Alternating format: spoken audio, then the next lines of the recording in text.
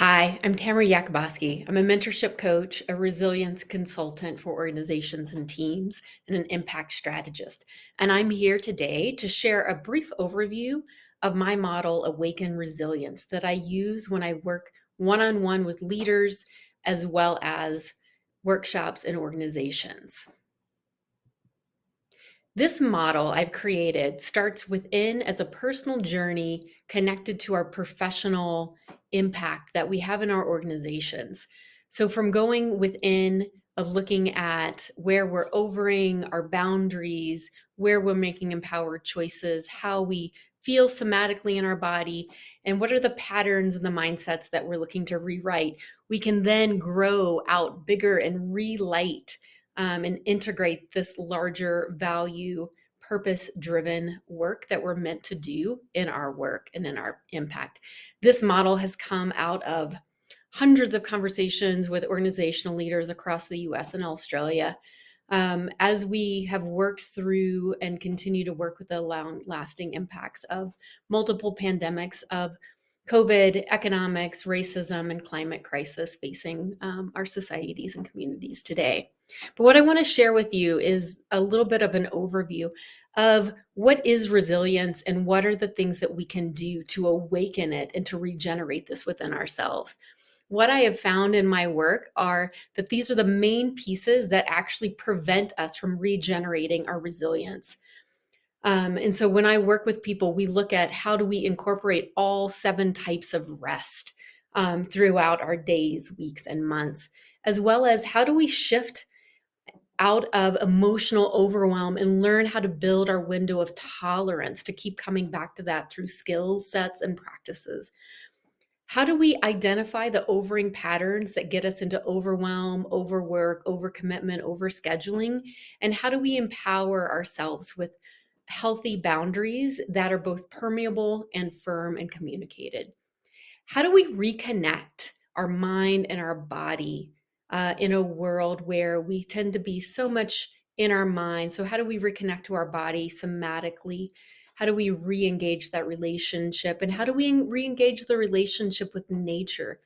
And then finally, last but not least, is where do we reinvigorate our creative flow and our sense of play on a regular ongoing basis so that we are regenerating those resilience skills and practices.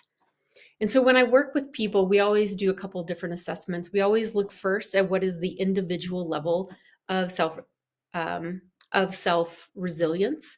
And then we also look at what is the team. What do we know about ourselves, and what do we know about ourselves within our team? What do we know about ourselves as a leader, as a collaborator, as a community member? And what are those different layers to that resilience? And I always like to sort of walk people through what are some main things. If you're not sure what your team or your own resilience level is, these are the key coping responses I've noticed over all of these conversations in this work. Um, and so the things that I look to identify when working with groups and leaders is there not really direct or clear communication? Are there body signals of stress?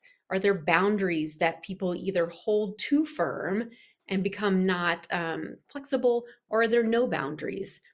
Is there a difficulty coming back to that window of tolerance of emotional regulation? Are there a lot of signals of anger or frustration or passive aggression that's coming through in communication?